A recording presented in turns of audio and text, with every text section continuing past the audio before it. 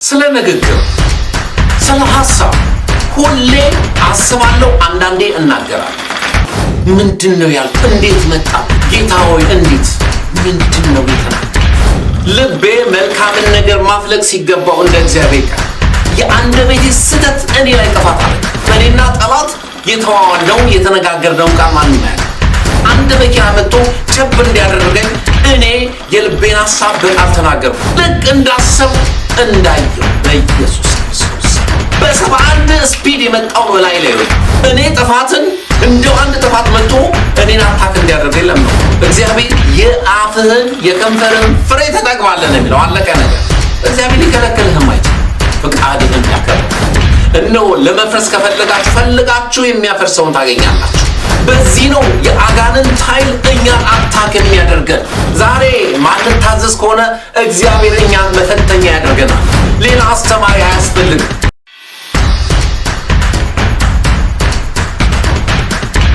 ሃሌሉያ። ስለ ንግግር ስለ ሐሳብ አንድ ጊዜ ለአገልግሎት እየሄድኩ ሳለ ከምናገለግለው አንድ ወንድም ቀረና እንዴ ምን ሆነ ብያይ ትንሽ የመኪና አክሲደንት ደርሶት አልመጣም እግዚአብሔር አተረፈው ብለው ነገሩኝ። እግዚአብሔር እጅግ አድርጌ አመሰገንኩኝ። ከዚያም በኋላ ደህና ሆኖ ተመልሶ መጣ። ሳየው የመጀመሪያው መኪና ያየሁትና የአሁኑ መኪና የተለየ ነው። ኢንሹራንስ ጥሩ ከፍሎት ነው መሰለኝ ጥሩ መኪና ብራንድ የሆነች መኪና ይዞ መጣ እና ወዲያውኑ የሱ መኪና እንዳየው የራሴ መኪና ያየሁት የኔ መኪና በሱ መኪና አይነ ፊት የቆመ ኮምስስ ያለች በቃ ዝም ብሎ አይነት መኪና መኪና አይንም ጠላሁት። እንዴት አገኘ? አንዱ መጣና እንትን አለኝ። ከዚያም በኋላ እግዚአብሔር አተረፈኝ ኢንሹራንስ ሊከፈለኝ። ወዲያውኑ ምን መጣልኝ? ሐሳብ በይሁዳ ላይ ሐሳብ መጣና እንደው ሐሳብ ብቻ ማረል ሐሳቤን በቃል ማውጣት ጀመርኩ። እንደው አንድ መኪና መጣ ከኋላዬ እንደው ቸብ ብታረግልኝና ኢንሹራንስ ከፍሎኝ ደህና መኪና ቢያስኩኝ አሰብኩኝ። ከዚያ በኋላ መናገር ጀመርኩ ሳላውቅ። ለዚህ ነው በአንደበቴ እንዳልስት መሳት ጀመርኩ። እኔ ፈጽሞኑ ነው አንድ መኪና መጣ እንደው ኢንሹራንስ አለኝ እንዴ ኢንሹራንስ አለኝ ጥሩ ኢንሹራንስ ከኋላዬ መጣ አንድ መኪና ቸብ እኮ ብታረገኝ ቺናሮ የመኪና ሰው ግጄ ሌላ ገዛ ነበር። ሁሌ አስባለሁ አንዳንዴ እናገራለሁ። እቺ መኪና እንደው ምን ነው ከኋላዬ መተሽ እንደው ቸብ ባደረግሽ የሚገርማችሁ እናገራለሁ። ጊዜ ወቅት መጣ ወራት አለፉ። ምን አሉ ወደ ስራ እየሄድኩኝ ሳለ በ37 ስፒድ የመጣው መኪና ከኋላዬ መጣ እንዳልነበረ መኪና ያደረገው። ከጥቂት ጊዜ በኋላ ራሴን ያወቅኩኝ ማታ ላይ ነው። አምቡላንስ መጣ ወደ ሆስፒታል ተወሰድኩኝ። ያው ስታይ እኔ ደህና ነኝ እግዚአብሔር የተመሰገነ ይሁን። ትዝ አለኝ አየህ ወደ ልቡ በተመለሰ ጊዜ ምንድነው የተናገርኩት? ምንድነው ያልኩ? እንዴት መጣብኝ? ጌታ ሆይ እንዴት? ማንም ጠላት አላመጣም፣ እኔው ራሴ ያመጣሁት። ለዚህ ነው ኢዮብ የፈራሁት መጥቶብኛል የደነገጥኩትም ደርሶብኛል። ኢዮብ ተዘልዬም አልተቀመጥኩ ተማምኜም አልተማመንኩኝም። የፈራሁት ድንገት መጣብኝ። ይፈራ ነበር ኢዮብ። መፍራቱ የምታዩት ምንድነው? ለእግዚአብሔር ልጆቹ እግዚአብሔርን በድሎት እያለ እንደው 10 ይቀድሳቸው ነበር። ይሄ የፍርሃት መቀደስ የፍርሃት እንትን ማለት እንደው በድሎ ይሆን ወይም ይሆን እንደው እግዚአብሔር እንዲያደርግ ይሆን እንዲህ ምትሉ ተጠንቀቁ። እግዚአብሔር እንደ አሳዳጅ አምላክ አይደለም። እግዚአብሔር አመለክ ያላመለክ ዛሬ ሰገድክ አልሰገድክ ብሎ እንዲሁ የሚከታተል አምላክ እልፍ አላፋት መላእክቶች አሉ የሚሰግዱለት የሚያመልኩለት።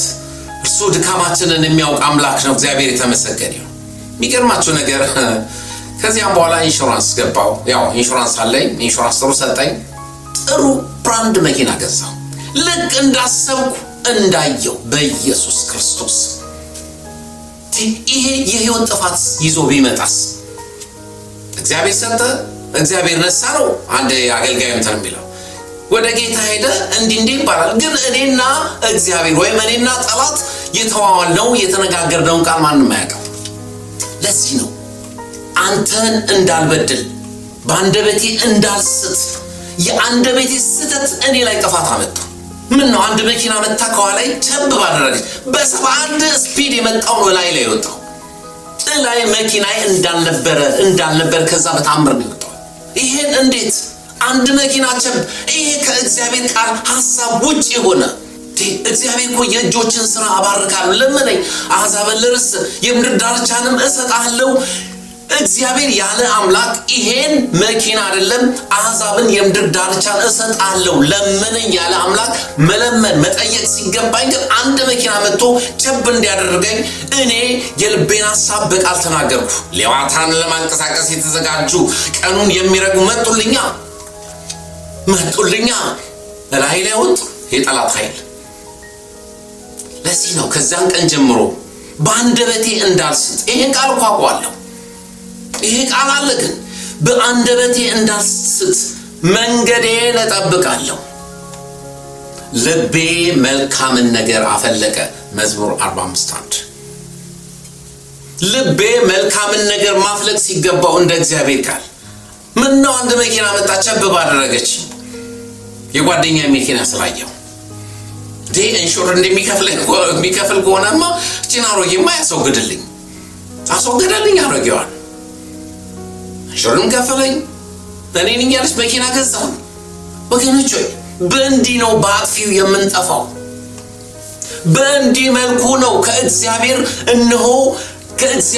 ሕግ ውጭ ስንሆን በአጥፊው የምንጠፋው። በዚህ ነው የአጋንንት ኃይል እኛን አታክ የሚያደርገን። አንደበታችን የሕይወት መውጫ ከእርሱ ነው። እነሆ ልብህን ጠብቅ። ከልባችሁ ምንድነው የሚወጣው? ከልብ የወጣው እነሆ አስብ ነበረ ቸብ ባደረገ። የእሱን የጓደኛ መኪና ባዩ ሰዓት ሁሌ አንድ መኪና መታን ከኋላይ ብቻ ከኋላይ ቸብ ከኋላይ ነው የምትሆንተን በ71 ስፒድ ሕፃናት ልጆች በ71 ስፒድ ነው ላይ የወጡት። እግዚአብሔርን አመሰግነዋለሁ። ሕይወቴን የጠበቀኝ አምላክ ኢዮብን እግዚአብሔር ሕይወቱን ጠበቀው። እፈራ ነበር፣ አልተማመንኩም፣ ተዘልዬም አልተቀመጥኩኝም። እግዚአብሔር ኢዮብን ፈተነው። እግዚአብሔር የፈተነው በራሱ እንትን የፈተነው። ዛሬ ማንታዘዝ ከሆነ እግዚአብሔር እኛን መፈተኛ ያደርገናል ለሌሎች። ለዚህ ነው የመጽሐፍ ቅዱስ ለትምህርታችን ተጻፈ። እነ ኢዮብ ለኛ ማስተማሪዎቻችን ናቸው። ሌላ አስተማሪ አያስፈልግም። በቃ ኢዮብ ለኛ ትምህርታችን ነው። ስለዚህ የኢዮብን ነገር ማንማር ከሆነ አጠገብ ባለው ወይም ባንተ እግዚአብሔር ሌሎችን ይህን ቃሉን ማትረዳ ከሆነ በሌሎች ያስተምራል። ለሌሎች አንተ ትምህርት ትሆናለህ። ምሳሌ ሆነ ታልፋለህ። ምሳሌ ሆነ እንዳታልፍ እግዚአብሔር ቃሉን እነሆ ሕጉን ለኔና ለእናንተ ሰጥቶናል። እግዚአብሔር የተመሰገነ። በአንደበቴ እንዳልስት መንገዴን እጠብቃለሁ። በአንደበቴ ሳትኩ እንደ አንድ መኪና መጣ ቸብ ብታረገኝ ሁሌ አስባለሁ። ጥሩ መኪና ባየው ሰዓት በተለይ እዛ ጓደኛዬ መኪና ይሄ ከእግዚአብሔር ቃል ሐሳቡ ከእግዚአብሔር ቃል ይሄ በኖርማል እንኳን የሚታሰብ እኮ አይደለም እኮ ተው እግዚአብሔርን ቃል ይሄ በተፈጥሯዊ በሆነ እንደዚህ አስተሳሰብ እኮ ሟርቴ ጥፋት ነው። ለምነኝ አሕዛብን ለርስት የምድር ዳርቻን ለአንተ እሰጣለሁ የተባለው መዝሙር ላይ እያለ ግን እኔ ጥፋትን እንደው አንድ ጥፋት መጥቶ እኔን አታክ እንዲያደርገኝ ለመንኩኝ። እግዚአብሔር በዚህ ሰዓት ምንም አይከለከልም። እግዚአብሔር ቃሉ ምስክሩ በአፍን በልብ ሆኖ ቀርቦልሃል። በቃ ከዚህ ውጭ ከሆንክ እግዚአብሔር የአፍህን የከንፈርህን ፍሬ ተጠቅማለህ ነው የሚለው። አለቀ ነገር። እግዚአብሔር ሊከለክልህም አይችልም። ፍቃድህን ያከብረዋል። እግዚአብሔር የተመሰገነ ይሁን። ዛሬ በአንደበታችሁ እንዳትስቱ መንገዳችሁን እንድትጠብቁ እነሆ ዳዊትም ሲናገር ልቤ መልካምን ነገር አፈለቀ።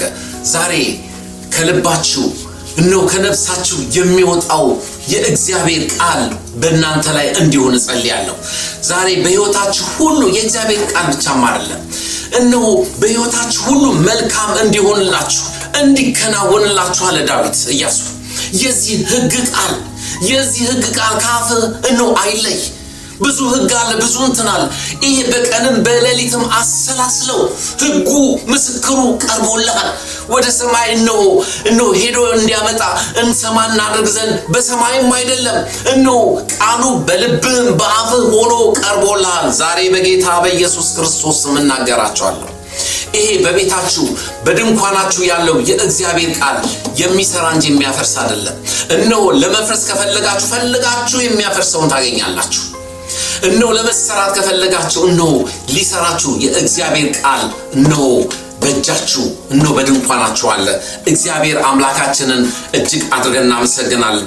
በሚቀጥለው እነሆ ስለ ድል ስለ ውጊያ እግዚአብሔር ይመስገን።